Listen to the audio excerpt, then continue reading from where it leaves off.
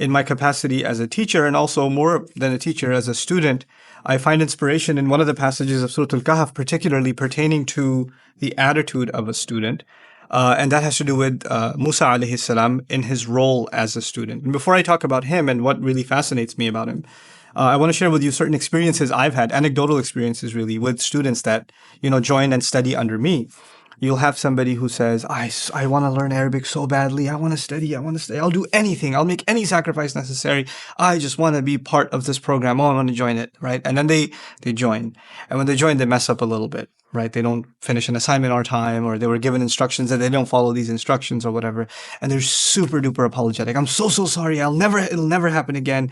I swear. Just give me another chance, etc., etc. And then not too much later, they mess up again. And when they mess up again, they're called into the office and what's going on? You said this is not going to happen again. And they say, you know what? You're right. You're absolutely right. I did make a commitment. If you even expelled me from this program, I will not hold you accountable. I'm the one that's responsible. I'm the one who should have taken responsibility. And all of it is about me. And so you come in not guns blazing, but rather you come in admitting your own guilt and saying, it's my fault. It's my fault. It's my fault.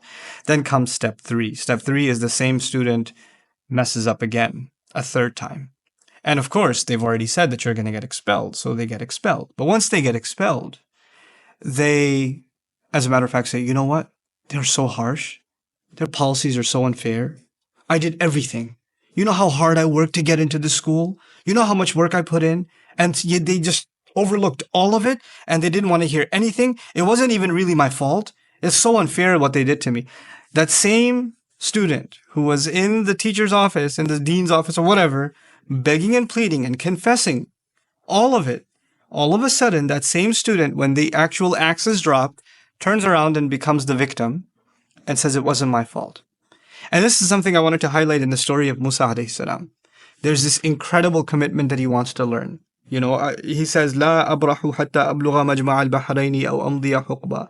I'm going to keep on going until I find the two places where the two oceans meet, or if I have to spend eons, ages and ages and ages looking for this place, I will go, because he's committed to learning. Allah has told him that he has to learn, and this is the only place he's going to find to acquire his education, so he's committed. When he gets there, it's very difficult for him to gain admission, because the teacher that he's about to take on says, "Lan tastati'a ma'iya sabra." You're not going to be able to keep up. You're not going to be able to be patient with me. And he makes a guarantee that inshallah, you'll find me patient, and I'm not going to disobey you. Not too much later, he sees a scene where he ends up in disobedience. He actually couldn't take it when the ship was damaged, and he spoke out, because the instruction was, you're not going to speak out, you're just going to quietly observe. And so when he was criticized for violating the policy to his teacher, he said, وَلَا تُرْهِقْنِي مِنْ أَمْرِي عُسْرًا. Just, can you not make it so hard on me? Just go a little bit easy on me. I completely forgot. Not too much later, there's the incident of a child being killed in front of him, and he can't stand the sight of what just happened, and he speaks out again, which is completely natural, understandable. And yet the teacher tells him, "Alam aqul laka innaka lan tastati'a ma'iya sabra." Didn't I tell you you're not going to be able to be patient? And he says, "Qala in sa'altuka an shay'in ba'daha fala tusahibni." If I was to ask you anything else after this, then don't accompany me. Like, he declared himself, look, I'll deserve being moved away. I'll deserve being expelled if I violate this policy again. And as a matter of fact, the third time around, he did speak out. He couldn't handle injustice happening with this wall that they had to build for not a very hospitable town. And so when he spoke out again, and the axe was dropped, هَذَا فِرَاقُ بَيْنِي وَبَيْنِكَ, this is where you and I part ways. This is the partition between you and myself. And I will explain to you what happened. You'll notice that Musa doesn't speak out again. He doesn't complain. He doesn't say, come on, just take it easy. Just give me another chance. There's no pleading or begging. Why? Because he's a man of integrity. The other thing here that I really wanted to highlight that I find absolutely incredible is, on the one hand, one can have the most incredible resolve to want to learn, like Musa alayhi salam. An incredible commitment to want to learn, to travel in the oceans, to try to find a teacher, And then at the same time that you have that resolve, that desire to get that education, it may be that it's not going to come to fruition. It may be that you don't have the wherewithal to keep up with what you're about to be taught.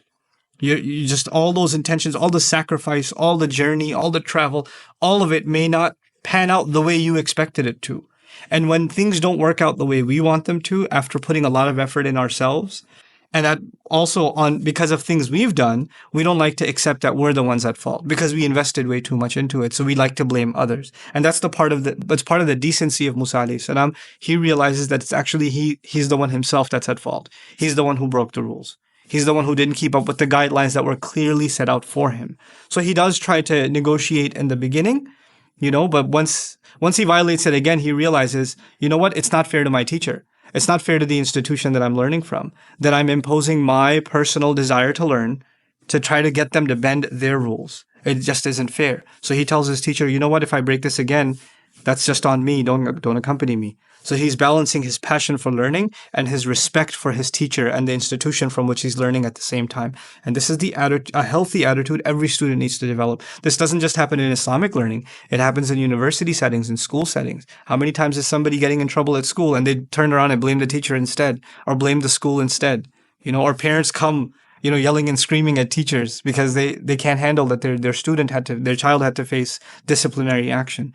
So subhanAllah, the attitude of a student as a student, and one that on the one hand balances passion for learning, and on the other hand, a respect for the institution and an acknowledgement of one's own shortcoming. This is the healthy way moving forward in one's journey into learning. Barakallahu li wa lakum. Assalamu alaikum wa rahmatullahi wa barakatuh.